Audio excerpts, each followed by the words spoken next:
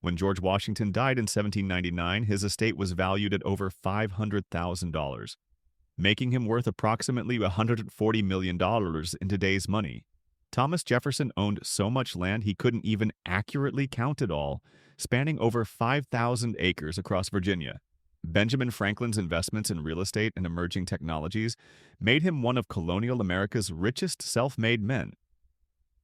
John Hancock's signature wasn't just famously large on the Declaration of Independence, it represented one of the largest shipping fortunes in New England.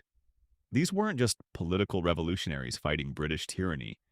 They were economic revolutionaries who understood that in the New World, extraordinary wealth was possible for those bold enough to seize the opportunities that a virgin continent offered. But here's what your history textbook never told you. The men who declared that all men are created equal were themselves members of an emerging aristocracy whose wealth rivaled European nobility. They weren't reluctant leaders sacrificing comfortable lives for political principle. They were ambitious entrepreneurs who saw revolution as the ultimate business opportunity, a chance to eliminate British control over colonial trade and create an economic system that would make them even richer.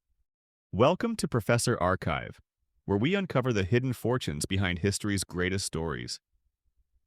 What you're about to discover is how America's founding fathers leveraged political revolution into personal enrichment on a scale that would make today's tech billionaires envious. This isn't just about money, it's about how extraordinary wealth shaped the very foundations of American democracy in ways that still influence our nation today. Before we dive into this tale of patriots and profit, revolution and real estate, hit that subscribe button and ring that notification bell, because what we're about to reveal will completely change how you understand the American founding. And I'm genuinely curious about our global community.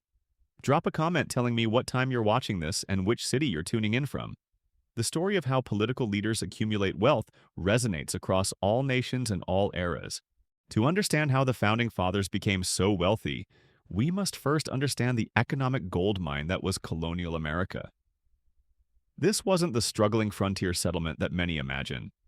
By 1750, the American colonies had become one of the most prosperous regions in the world, with living standards that surpassed most of Europe and economic opportunities that attracted ambitious men from across the Atlantic. The secret was land. Vast, seemingly endless expanses of fertile territory that could be acquired for a fraction of what similar property cost in Europe. But this wasn't just about farming.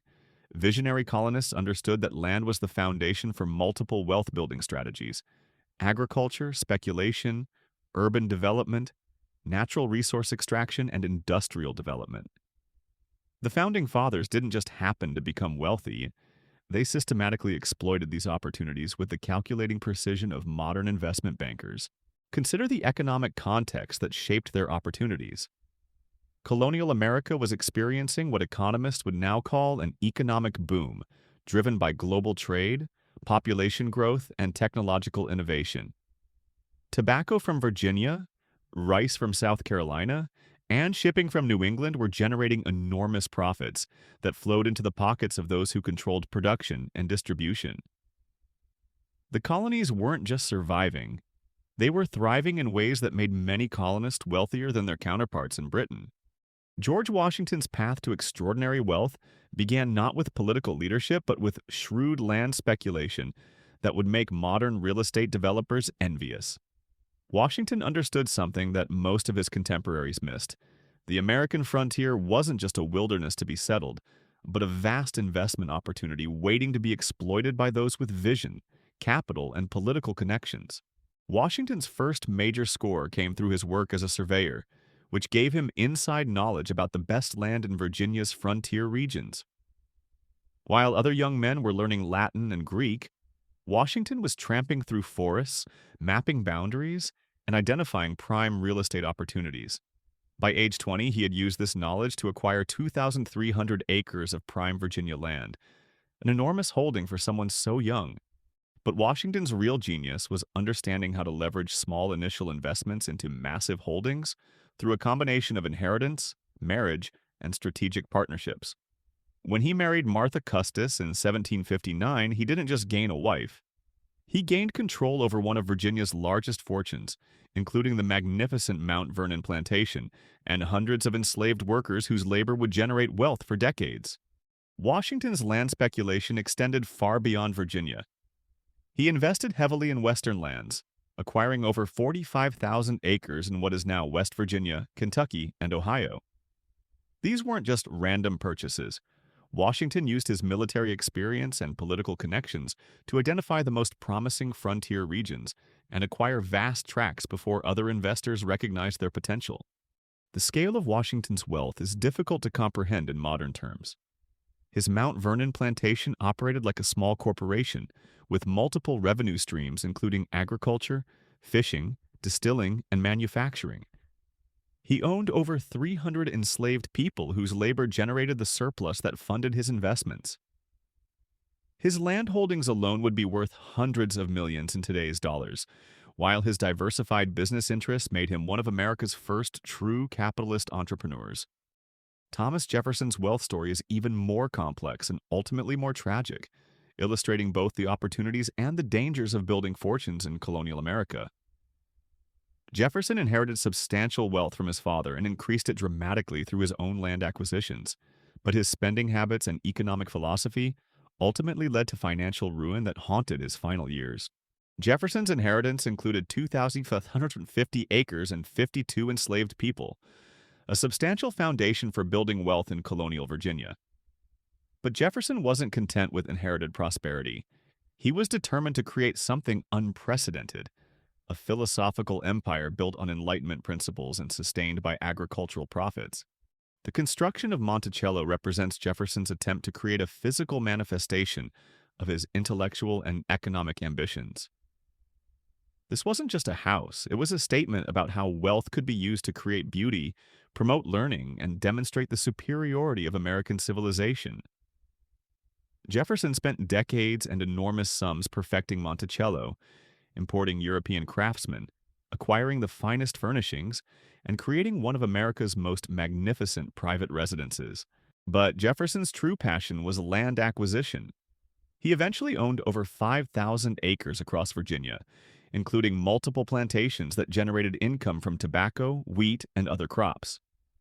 His poplar forest plantation alone covered nearly 5,000 acres and operated as a sophisticated agricultural enterprise that pioneered new farming techniques and crop rotations.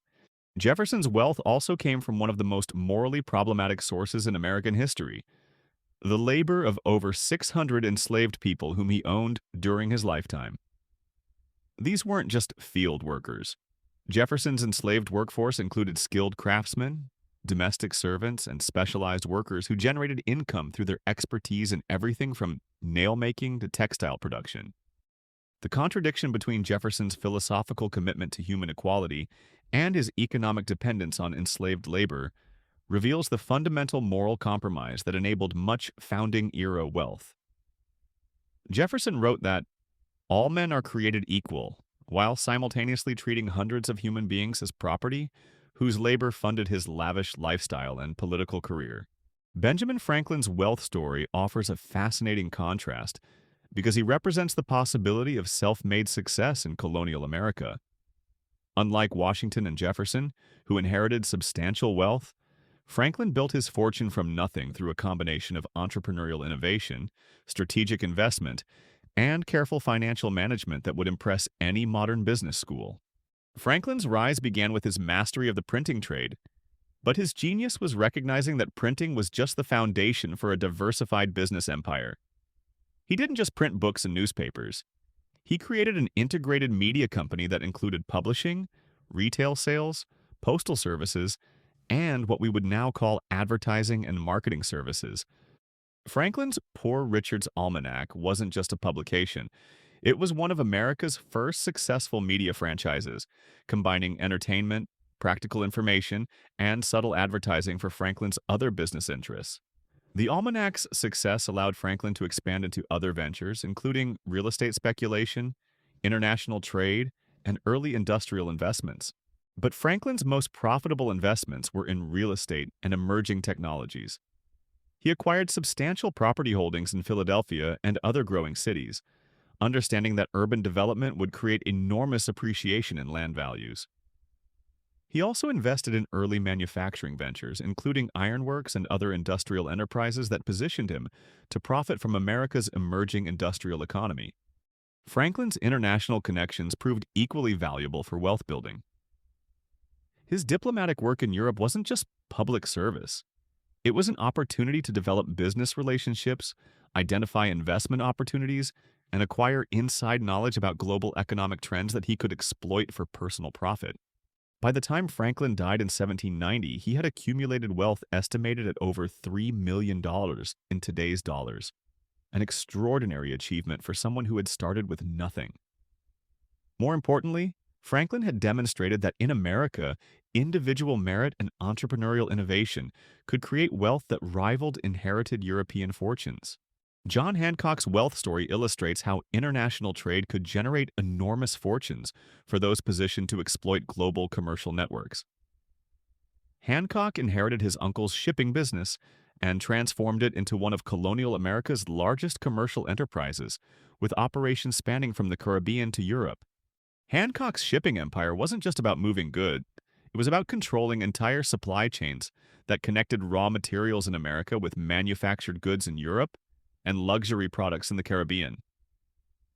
His ships carried Virginia tobacco to London, brought European manufactured goods to Boston, and transported Caribbean sugar and rum throughout the colonies. But Hancock's real profits came from what might charitably be called creative interpretation of British trade regulations. Like many colonial merchants, Hancock routinely smuggled goods to avoid British taxes and trade restrictions, generating enormous profits while simultaneously building political opposition to British economic control. The famous Boston Tea Party wasn't just political protest. It was economic warfare designed to protect the profits of merchants like Hancock, who were being squeezed by British trade policies. Hancock's involvement in revolutionary politics was motivated as much by business interests as by abstract principles of liberty and self-governance. Hancock's wealth allowed him to become one of the revolution's most important financial backers, providing funds and resources that kept the Continental Army supplied during crucial periods. His famous large signature on the Declaration of Independence wasn't just political bravado. It was the signature of a man whose wealth gave him the confidence to risk everything for American independence. Alexander Hamilton's wealth accumulation followed a different pattern because he came from humble Caribbean origins and had to build his fortune through political connections and financial innovation rather than inheritance or established business relationships. Hamilton's story illustrates how the creation of American financial institutions provided new opportunities for wealth building that hadn't existed in colonial America. Hamilton's marriage to Elizabeth Schuyler connected him to one of New York's most prominent families and provided the social capital necessary for political and economic advancement. But Hamilton's real genius was understanding how the new American financial system could be structured to benefit those who designed and controlled it. As the first Secretary of the Treasury, Hamilton created financial institutions and policies that generated enormous profits for himself and his political allies. His plan for federal assumption of state debts wasn't just sound fiscal policy. It was a massive wealth transfer that enriched speculators who had bought depreciated state bonds at discounted prices. Hamilton's creation of the first Bank of the United States provided opportunities for insider trading and financial manipulation that made early investors enormously wealthy. Hamilton himself profited from his advanced knowledge of government financial policies, using inside information to make investments that generated substantial personal profits. Hamilton also pioneered what we would now call influence peddling, using his government position to develop lucrative private consulting relationships with businesses that were affected by federal financial policies. His law practice after leaving government service generated enormous fees from clients who valued his expertise in navigating the regulatory system he had created. James Madison's wealth story reveals how political leadership could be leveraged into economic advantage through careful management of inherited resources and strategic investments in emerging opportunities. Madison inherited a substantial plantation and enslaved workforce. But his real wealth came from understanding how political developments would affect land values and investment opportunities. Madison's Montpelier plantation covered over 5,000 acres and operated as a sophisticated agricultural enterprise that generated income through tobacco cultivation, livestock raising, and diversified farming operations. But Madison's political knowledge allowed him to make land investments that capitalized on his inside information about government policies and territorial expansion. Madison's role in creating the Constitution wasn't just public service. It was an opportunity to design a political system that would protect and enhance the wealth of property owners like himself. The Constitution's protections for private property, its restrictions on state government interference with contracts, and its provisions for federal protection of commercial interests all serve to safeguard and increase the wealth of the founding generation. John Adams represents a somewhat different model because his wealth came primarily from his law practice and his careful management of inherited family resources rather than large-scale land speculation or commercial ventures. But Adams's legal career provided opportunities for wealth building that illustrate how professional services could generate substantial fortunes in colonial America. Adams's law practice specialized in commercial disputes, property law, and international trade issues that put him at the center of colonial America's most lucrative business transactions.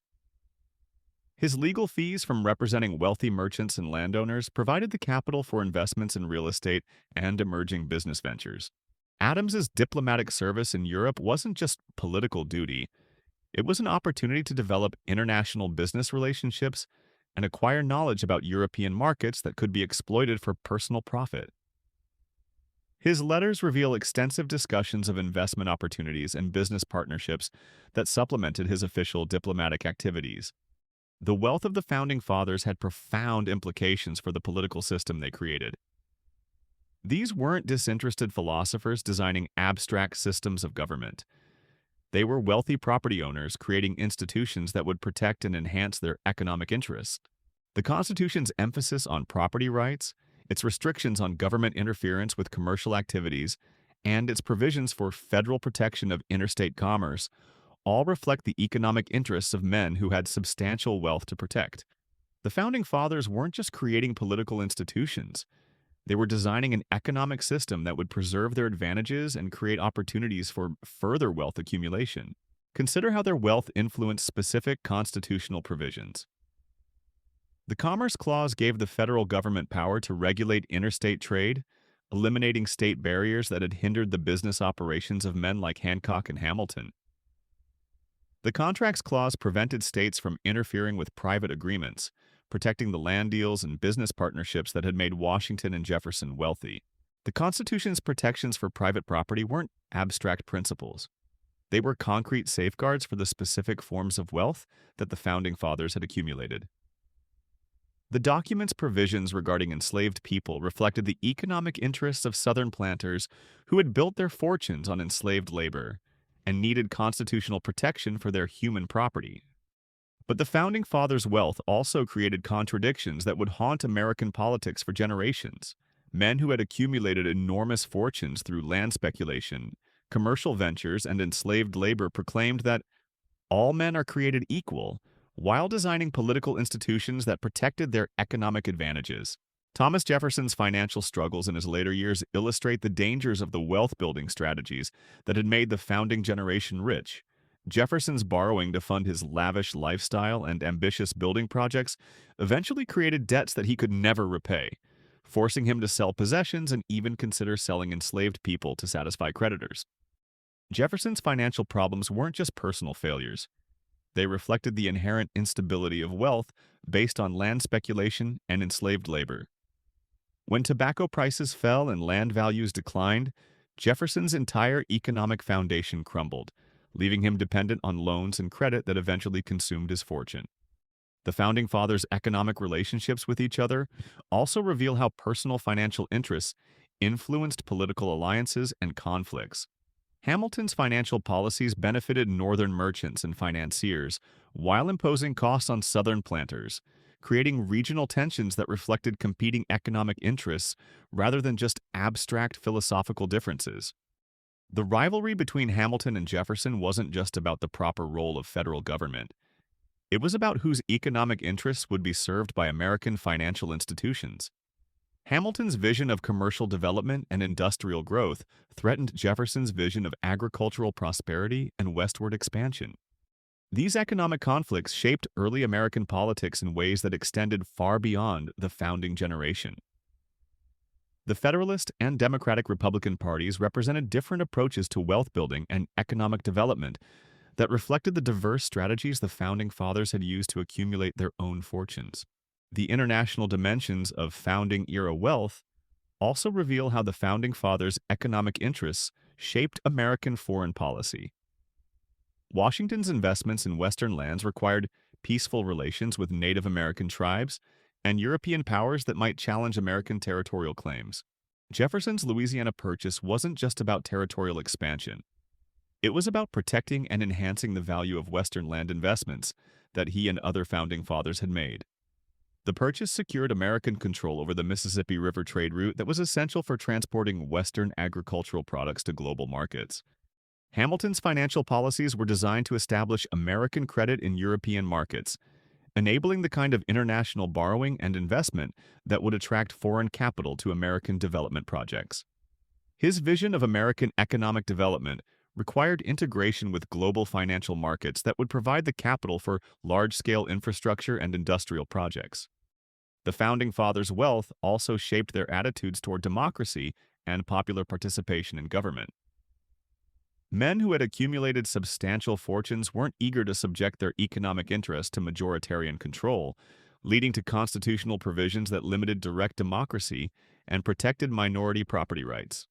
The Electoral College, the Senate's equal representation regardless of population, and the complex amendment process all reflected the Founding Fathers' concerns about protecting their wealth from Democratic majorities that might support policies like debt relief, progressive taxation, or land redistribution. But the Founding Fathers' wealth also created opportunities for the kind of political independence that made American democracy possible. Men who were already financially secure could afford to challenge British authority and risk their fortunes for political principles. Their wealth provided the resources necessary to fund revolutionary activities and sustain the new government during its vulnerable early years. The contradiction between the Founding Fathers' democratic ideals and their elite economic status created tensions that continue to shape American politics today. The same Constitution that proclaimed popular sovereignty also protected the property rights and commercial interests of wealthy elites, creating a political system that was simultaneously democratic and plutocratic. Modern debates about campaign finance, lobbying, and the influence of wealthy interests in politics all reflect the Founding Fathers' legacy of combining democratic institutions with elite economic power. The founding generation established precedents for how wealthy individuals could use their resources to influence political outcomes while maintaining the fiction of democratic equality. The Founding Fathers' wealth strategies also established patterns of American capitalism that persist today. Washington's land speculation, Franklin's media empire, Hamilton's financial innovation, and Jefferson's agricultural enterprises provided models for how individual entrepreneurs could accumulate extraordinary wealth through vision, risk-taking, and political connections. But their wealth also came with costs that extend beyond their personal finances. The enslaved labor that generated much founding-era wealth created moral contradictions that eventually led to civil war. The land speculation that enriched early American investors often came at the expense of Native American peoples who were dispossessed of their ancestral territories. The Founding Fathers' economic success was built on systems of exploitation and exclusion that contradicted their stated commitments to equality and justice. Their wealth was real, but it came with moral compromises that tainted their political legacy and created problems that American society is still struggling to address. Understanding how the Founding Fathers got rich doesn't diminish their political achievements, but it does complicate simple narratives about their motivations and legacy. These were complex men whose pursuit of wealth was intertwined with their pursuit of political principles in ways that created both opportunities and contradictions for American democracy. Their wealth gave them the resources and independence necessary to challenge British authority and create new political institutions. But it also gave them economic interests that influenced how those institutions were designed. The result was a political system that reflected both democratic ideals and elite economic priorities in ways that continue to shape American politics today. As we conclude this exploration of the Founding Fathers' extraordinary wealth, I want to thank you for joining me at Professor Archive for this revealing look at how America's political revolution was also an economic revolution that made its leaders extraordinarily rich. The story of their wealth accumulation reveals crucial truths about the relationship between political power and economic opportunity that remain relevant for understanding contemporary American capitalism and democracy. The Founding Fathers weren't just political visionaries, they were economic entrepreneurs who understood how to leverage political change into personal enrichment on an unprecedented scale. Their success in building fortunes while building a nation established patterns of American capitalism that continue to influence how wealth is created and distributed in our society today. Understanding their economic motivations doesn't diminish their political achievements, but it does complicate simple narratives about their idealism and sacrifice. They were complex men whose pursuit of wealth was intertwined with their pursuit of political principles in ways that created both opportunities and tensions for American democracy. The wealth strategies they pioneered, land speculation, commercial innovation, financial manipulation, and political influence, became models for how successive generations of American entrepreneurs would build their own fortunes. Their success demonstrated that in America, extraordinary wealth was possible for those bold enough to seize emerging opportunities. But their wealth also came with moral compromises and social costs that continue to challenge American society. The enslaved labor that funded many of their fortunes, the Native American dispossession that enabled their land speculation, and the political privileges that protected their economic interests, all created contradictions between democratic ideals and economic realities that persist today. What's your perspective on this complex legacy? Does learning about the Founding Fathers' wealth change how you view their political achievements? How do you think their economic interests influenced the institutions they created?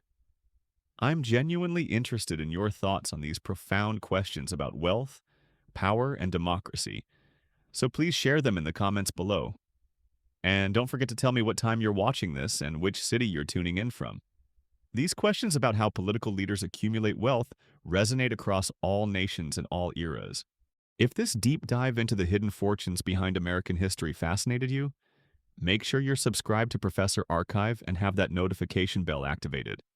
We explore the untold stories behind history's greatest events, from the personal motivations of famous leaders to the economic forces that shaped political developments. Every week, we uncover secrets that help us understand not just what happened, but why it happened, and how it continues to influence our world today. The next time you see the Founding Fathers portrayed as selfless patriots who sacrificed everything for American independence, you will know the more complex truth.